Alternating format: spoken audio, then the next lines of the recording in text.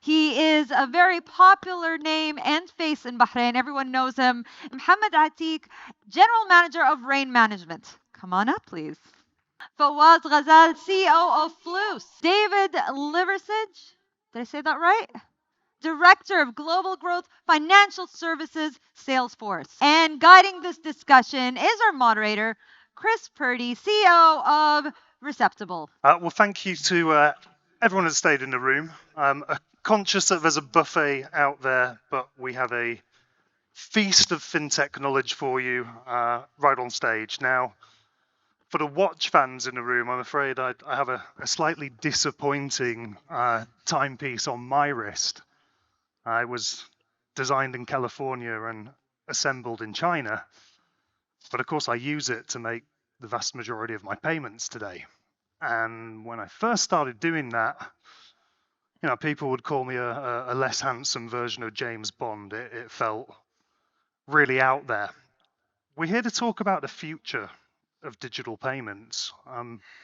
So many of our payments today can be considered digital in all number of ways. And so a question I'm going to kick off with to all members of the panel is, what do we really mean by digital payments? And what are the benefits of some of the more disruptive payment methods out there? We're going to go right to left. So I'm going to kick off with you, David. What do digital payments mean to you? Thank you, Chris.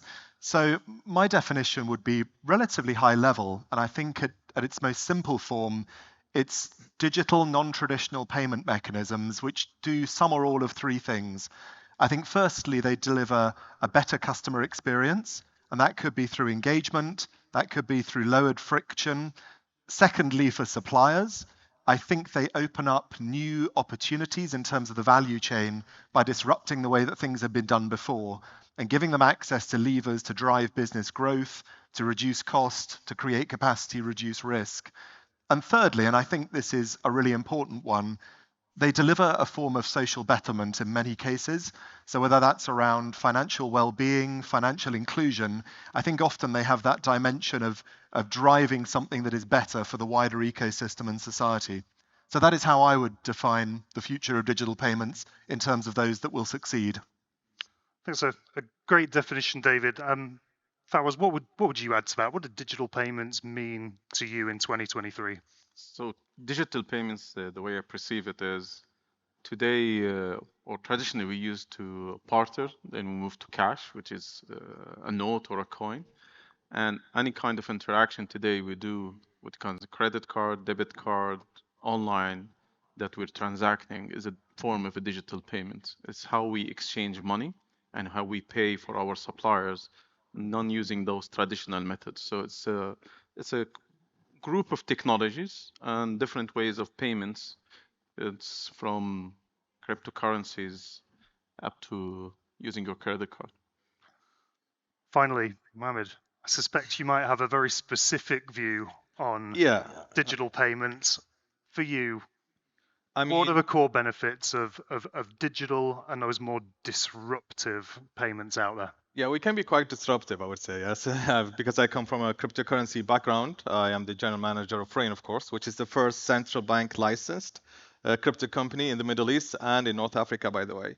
So where I stand, and I might be a bit biased here, is that why do we have to reinvent the wheel when we actually do have a digital form of payment that actually works? We have cryptocurrencies, more specifically Bitcoin. Bitcoin is already there. It's a digital asset limited by 21 million coins. You can't print Bitcoin out of thin air like what a lot of governments do. It's easily transferable. It's cheap to transfer that wealth across any areas of the globe.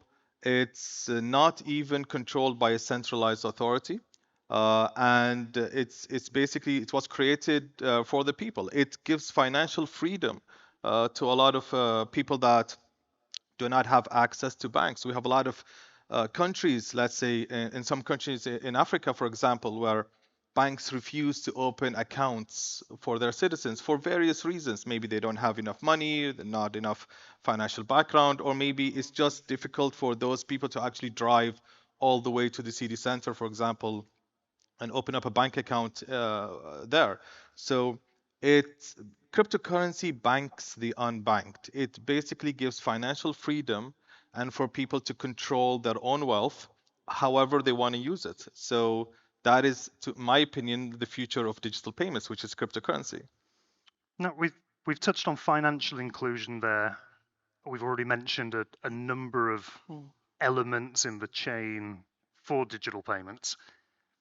Is this really about a group of technologies working together in conjunction rather than a single company winning out? Questions to me? Yeah. Look, I think no, we're all one team here. We're not, I would say, rooting for one specific technology to be the winner here. Just like any regular economy, you have banks, for example, you have card processors, you have crypto companies. I think at the end, we all collaborate for the future of a better financial market for the people. Cryptocurrency plays a pivotal role, and I think it will play a very important role in the future. But there needs to be a collaboration between various fintech innovations. Even for Rain, for example, we are collaborating and cooperating with various fintech companies. We have car payment providers, we have payment service providers, payment gateways. We deal with banks and open banking innovations. So I think it's not one winner takes all. It's a collaboration of all of these innovations to basically provide the best financial outcome for the people. Fawaz, let's bring this really specifically to this region. I know that you have a number of partnerships across the fintech landscape. What's the winning model through your eyes for collaboration for the greater benefit of digital payments? What we see right now that the banks are opening up their services and becoming banking as a service. They're doing more collaborations, and we see also the government and then as regulators are playing a pivotal role on that. So the government right now, like what's so in India and China, providing this kind of UPI kind of platforms that allow multiple services to innovate and create number of payments. And the banks, as the custodian of these funds, plays a big role in that. But they are not, let's say, agile or creative in their innovation. So they work with fintechs, other players, they could be large retailers providing different kind of payments. So the payment ecosystem itself is not one will win all. Depends on the type of payment you're doing. So if it's a micro payment, you're going in a supermarket, you have a different payment trail than a B2B, than an EFTS.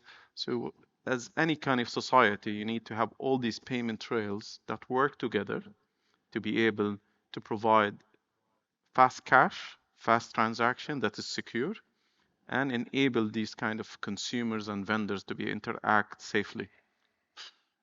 Now, we can't really talk about digital payments without touching on security. Yes. So much of the conversation over the last couple of days here has been about the speeding up of processes, removal of paperwork. An outsider may walk into the room and say, does that mean we're skirting around, reducing some of the security aspects? David, a question to you. What are the challenges and enhancements that new forms of digital payment present from a security perspective? Well, let me take that question in two parts. I think firstly, if I look at a market that I know well, like the UK, and this is purely my view, please, not the perspective of Salesforce as a company, but a number of the clearing banks in the UK and most recently JP Morgan Chase have said that they will prevent their customers dealing in crypto. Now, I'm sure it's for the right reasons in terms of protecting their customers and eliminating fraud, But my personal perspective is that actually the underlying cause should be addressed rather than the symptom, and restricting customers' liberty about the instruments they want to use, I'm not sure is necessarily what I want as a customer. So I think dealing with the root cause, and I was very interested by the previous conversation, which got quite technical, probably beyond my technical knowledge, but it sounds like there's a very pragmatic, very proactive regulator in this market, and working both with specialist providers who can do the things like KYC and AML, which all financial institutions rely on, but working with a sympathetic but constructive regulator is absolutely critical, because ultimately it all comes down to identity, and ensuring that that identity is preserved and correctly managed will be the key to success, and it requires both actors in the industry and the regulator to work together, and it sounds as though in this market you've got a constructive approach that's being pursued. We've named a couple of pretty big financial institutions there, and David has a long career in some of the biggest ones in the world. Question I'm going to put to the whole panel. We're talking about digital payments. We've talked a lot about startups, game changers, disruptors. What do you think are the challenges, but also the opportunities for those bigger banks and more traditional financial institutions? And question I put to you, Mohamed, to kick off. The kind of challenges that such innovations will face, it's I would say there's a lot of misconception about crypto. Specifically, we've heard the previous panelists talk about that. There's a lot, so I think education is very key here for everyone, from the users, from the regulators, from more traditional financial institutions, and for also crypto companies. We need to spread more awareness about the benefits of cryptocurrency and what it can actually bring to the table. So I think it's very important that everyone collaborates and communicates their concerns, because I'm pretty sure a lot of the more traditional financial banking sector are quite reluctant to touch crypto companies these days for various reasons. That is all. I mean, we can't really blame them if they read the news every day about FTX and this and that.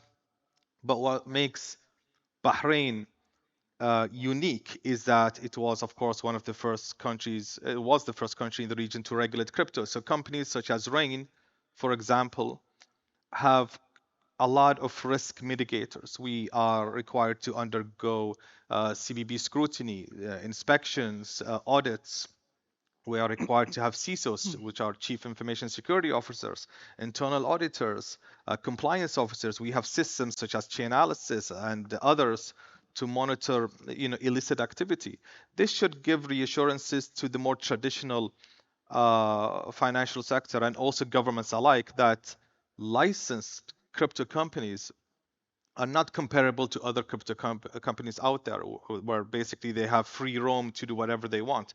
We are treated just like any other bank, and the only thing we can accept from everyone else, or governments or even financial institutions, is to treat such crypto companies just like a peer, another licensed bank, for example. I think once we go beyond that, there will be more collaboration and cooperation between crypto companies and the financial institutions. Now, Fawaz, let's move outside of the crypto sphere for a moment. Okay.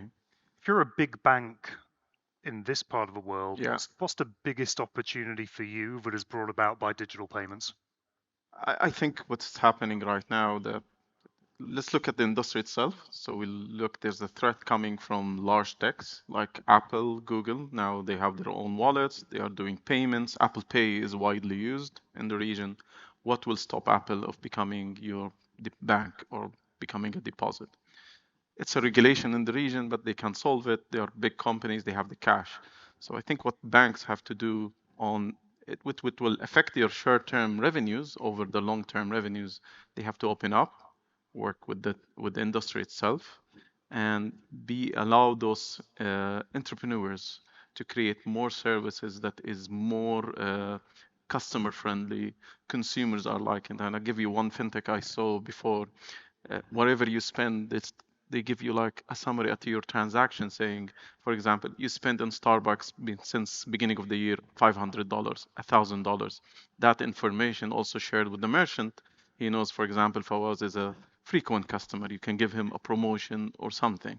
So payments is not just payment. You can use that data to data mine, provide more personalized marketing and sales, and payment will be commodity, and eventually, in the long term, nobody will be earning money from payment itself, but rather the commodity and the information residing in the payment and when a customer does a transaction. Hmm. You've touched there on the money to be made from pure payments. We're seeing a bit of a two-horse race breaking out in other parts of the world between Stripe and Adyen. Again, to bring it back to this part of the world, what are the kinds of companies that are going to win in this region? So looking telcos, they have a strong play. They are more agile. They're going into the payments. They're playing a good role.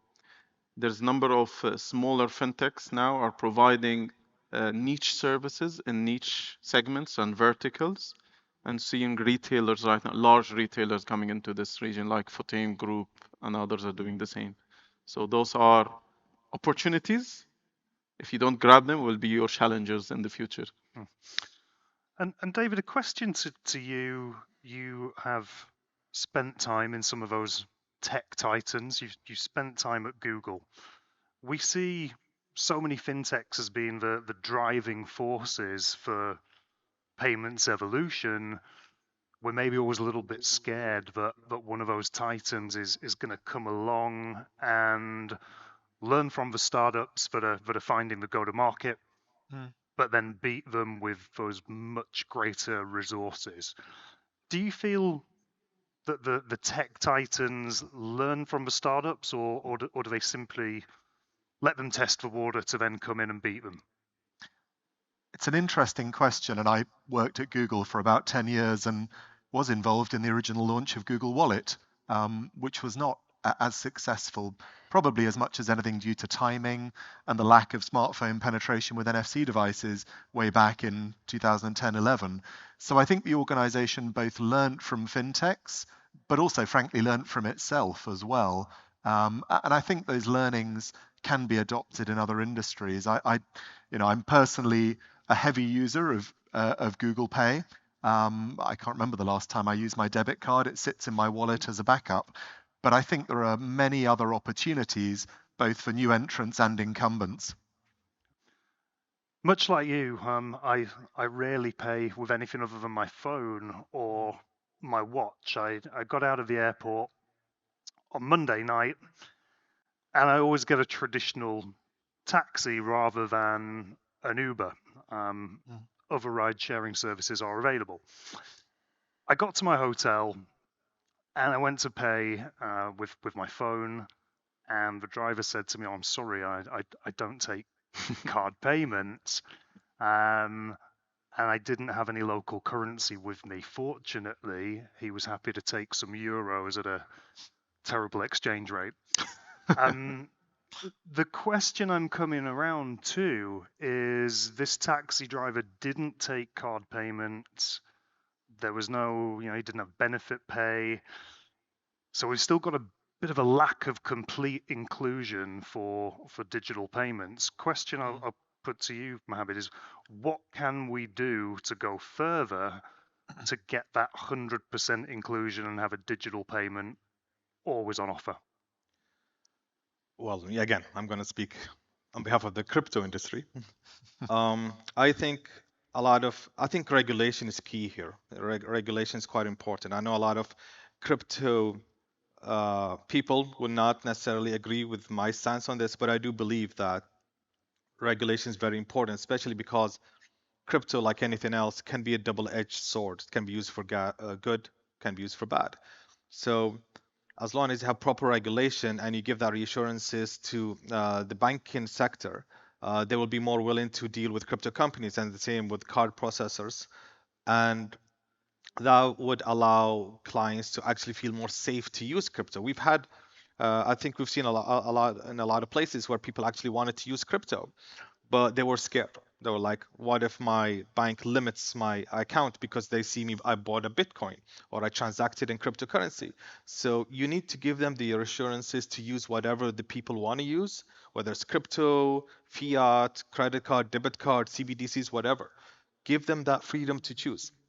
And you can only do that once you regulate crypto companies such as Rain, but also give reassurances or promote, let's say, financial institutions and the likes to actually embrace licensed crypto companies, because being licensed is not easy. You need to pay fees, you need to hire certain employees, you need to do a lot of paperwork, you need to go through a lot of inspections, audits, financials. We have to be very transparent. Other crypto companies in other jurisdictions don't have to do that. They can operate freely with the flexibility they can do whatever they want. So as long as there are proper regulations in place and other financial or licensed institutions respect and recognize that license, I think mass adoption will happen quite fast. So when I arrive at Fintech Forward 24, I'm going to pay the taxi driver in crypto, right? I hopefully yes, in Bahrain at least. I'm very hopeful of that. Yes. I come to a quite serious question, and I'm going to put it to you, Fawaz. Can you put a timeline on cash in 5, in 10 years' time? Will there be any justification to make a cash payment? I think today cash payments is reducing heavily, especially in our part of the world. Today I don't carry cash for anything in Bahrain. Rarely I hold cash. And I think cash will always be there for some kind of psychological mindset of the human being. If internet is not there, power is not there, I need to have a way to pay. That is get reducing. I think the best Danish, Finland, I think it is around 5% of consumers still using cash. But there's a large use cases in the Gulf when we say just not the payment. How are you coming from UK or Saudi? Can I use the EFTS platform? Can we integrate the Saudi infrastructure with Bahrain infrastructure so I can move seamlessly between cross-border? Can I do that between UK and Bahrain? So that taxi driver who accept benefit, you can do a transaction using your mobile from UK to here. And those kind of players like Swift and other, can they transform themselves to do instant payments cross-border? And how to do these kind of transactions instantly from your bank account to another bank account. And the idea of having a digital ID, a global digital ID for every consumer. Those like ideas and opportunities are there and will enhance the payment itself. I think we're lucky in this part of the world. We've already got a very advanced digital payments landscape out there. But if we do turn our eyes to other parts of the world, David, what specific countries or perhaps companies or a combination of both do you see that are really leading the charge on digital payments? Well, let me start by saying that I think the points that Mohamed and Fawaz made just now about cash and alternative payments are very pertinent, but I come from a market in the UK where cash usage in absolute terms actually went up last year by 7%.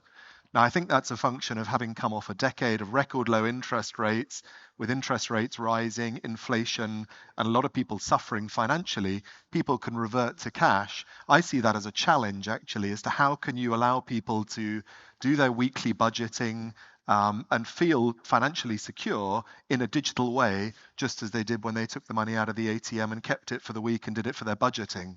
And perhaps to cite an example, and forgive me if anybody in the audience knows the Indian market well, but I was reading recently about the effect of what has been done in India in terms of digital payments. And the headline statistic is that by driving through with the government-backed identity system, the Jan Dhan accounts and high mobile penetration, India has reached its financial inclusion targets 41 years ahead of target. When I read the sentence, I thought, have I actually misread that? But to achieve the target 41 years early, and for anyone who hasn't been to India since COVID, you can literally stop by the side of the road and pay a vendor for a bottle of water with a QR code and a digital payment mechanism, which I think, there is a wider motive there in terms of getting people within the financial ecosystem. I'm sure there's a driver around being able to manage that effectively from an economic perspective. But in terms of social betterment, it's a real case study for what can be done with native cloud technology and real-time payments. Yeah, fascinating statistic. I'm going to put a similar question to you, Fawaz. You are a major player in Bahrain tech scene. Where do you look to for inspiration around the world? Where do you see digital payments and digital finance being done better that you want to bring back to this part of the world? So I look at China as an inspiration. China today, around 88% of the population is using mobile payments for their payments. There's a lot of innovative products and services when it comes to access to finance, deposits being played by players like Alibaba and Alipay and the WeChat and chatting apps coming into that part. And this kind of access to funding also is very important. We can find people able to access funds for a single day, for a month, for a week, and that empowerment to users, not also to access their bank accounts, but also able to reach the extra funding or kind of access to funds instantly whenever they want. And that empowerment and adding those digital payments has a very positive impact on the GDP of the country, because the less cash in the economy, which means that money is held by financial institutions who can deploy it into investments and to loans to to corporates that can deploy this capital in a better way. So China is, I believe, is a market leader, global leader when it comes to mobile payments. And finally, on this point to you, Mohamed, you would see certain drivers for the uptake of digital payments. What do you identify as those key drivers, and what makes you the most optimistic about further uptake in the next few years? Simply because, look, cryptocurrency, it's the natural evolution of money. It's just a better transfer of wealth mechanism that is available. Just like how, you know, email replaced snail mail, YouTube, Netflix are replacing television. It's just a better invention. It fulfills the requirements and the properties of money, of transfer of wealth. The only downside to that is that it was not created by a country or a government where they have full control over that. But I think people have been seeing that sometimes the old ways do not work going forward. You have inflation, you have spending of taxpayers' money on various projects that taxpayers not necessarily agree on. There's a lot of they lose control, I would say, over their wealth because they have a centralized authority governing exactly how their funds and other people's money are being used. So cryptocurrency to me, like I said, it gives inclusion, it gives freedom, and at the end of the day, people will always gravitate towards what is better for them. And I've seen this happening, more and more with each day. I've seen children now actually, making YouTube videos about Bitcoin, about Ethereum, about Litecoin, and all of that. So the new generation are already embracing this new technology. I think we just have to phase away a little bit the old way of thinking, or the traditional dinosaur institutions, and then just make way for for the more let's say advanced technology.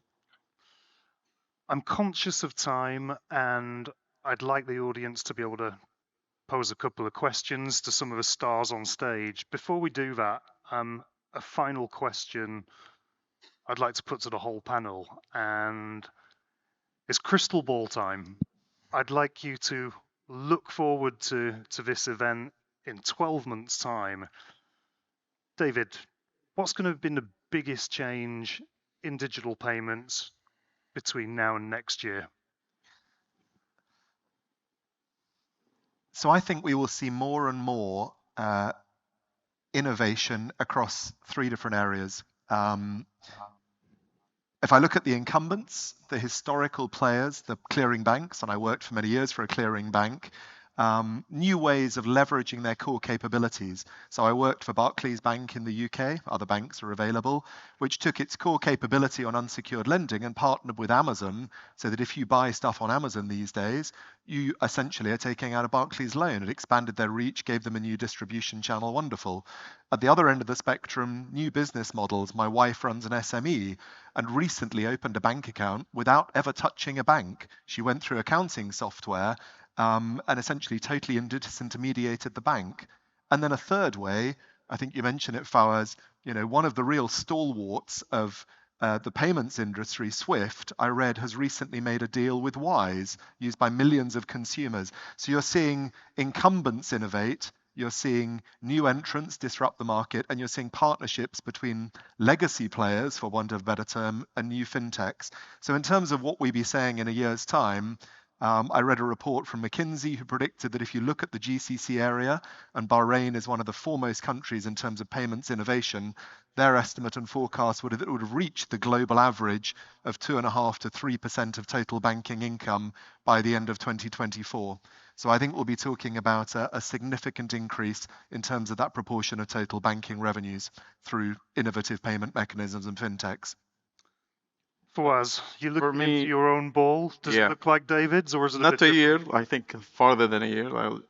What people looking in payments is totally frictionless. So imagine yourself coming into a supermarket, you check in, grab whatever you want, and leave. You don't have to check out. You don't have to pay someone physically, even tap. And that's the ultimate frictionless kind of payment experience and a customer wants. And it's for older generation, maybe they don't like it, but the younger generation, that's what they want. They are growing up and they're looking zero friction. On the shorter period of time, I think there will be more integration in the region between the different bodies. GCC to act as a one payment union, and that will create faster payments and movements of money 24/7, not only on working days, even weekends, holidays. Payments and settlements are happening. You talked about the supermarket there with no checkout. Do projects like that run the slight risk of not including the entire population? I can very much see the young generation going out there and absolutely loving that process.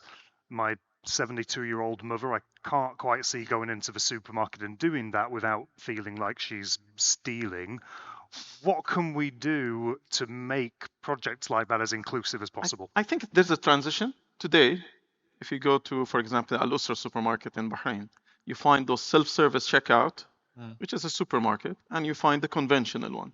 At the beginning, it will be a mix, so you'll find two payment methods there, and with time, people will start to learn, and more will use the self-service checkout, and the same will go into a frictionless payment. It's not a switch you turn on and they expect 100% of consumers doing it. It's a learning, adoption. First time, you could be, it's not pleasant, you're afraid, you're not sure, but after the first, second, third payment, become part of your life. And finally, Mohamed, so we're here next year. I've paid for my taxi on the way by crypto. What else has changed in 12 months' time? Hopefully the bull market is back up. There's, we're the cryptocurrency, well, the entire world is actually going through some sort of stagnation or a bear market. But I'm very hopeful that the market will pick up by next year. But what is more important for me is that other countries regionally will start issuing crypto regulations and give comfort for the people that yes, crypto is regulated. It's not some sketchy dark web use case, and they feel more comfortable actually exploring the various innovations of cryptocurrency and blockchain. Because, like I said, without any regulations, so a lot of people, a lot of institutions feel they are kind of restricted or handcuffed a little bit. They don't feel the freedom to explore this amazing technology that is prevalent across a lot of countries. I think a lot of countries are missing out on that, especially countries that are very forward looking. And I'm really grateful and proud to be a Bahraini and I live in this country that is forward looking. It has amazing leadership. and with a very well-respected central bank that just simply embraces innovation and technology. And I'm quite hopeful, like within 12 months, we'll see the same thing happening in neighboring countries. It's great to hear such a positive outlook. Now, before everyone runs to get the last of the buffet, I would like to give the audience the chance to pose your questions. Is there anyone out there that would like to stand up? Gentleman down the front, if we could bring a microphone over to him, please. Hello, good afternoon. My name is Greg Johnson. I'm a professor at NYU, and I'm also running a crypto asset management fund in the United States. You know, David, last semester we were talking a lot about Salesforce and talking about partnerships with incumbents looking at new entrants with Polygon. I wonder if you could comment on that. It's fascinating to me. And there was big news today in the digital asset space with, you know, our friends JP Morgan announcing that they're finally getting their tokenization model working with the exchange that took place with BlackRock. But in the context of this conversation, I wonder if that's something you guys could talk about, you gentlemen. That would be terrific. So real world asset tokenization.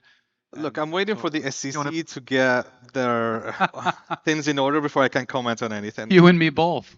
Yeah, I mean, look, they're requesting all the companies to follow the regulations and get licensed and get all of that, but we're just asking, for example, what are those regulations? What do you want us to do? You cannot stop crypto from expanding in the United States, because what did that happen? What did that lead to? Everyone is leaving the US. Everyone is invested in crypto and blockchain technology outside of the US, and I don't think that is something the United States actually wants. So I'm just in 12 months' time, as you said, I'm hopeful something will change in the SEC and we get proper regulations. Mohamed, that's why I'm here. Yeah. You literally cannot do the business Exactly. in the United States right now, and you also have state interference, which is something we haven't seen since before World War II in the U.S. And your reputation in RAIN and in the region, it does, you know, it extends far beyond the Gulf. So. And it's lovely to have you guys here.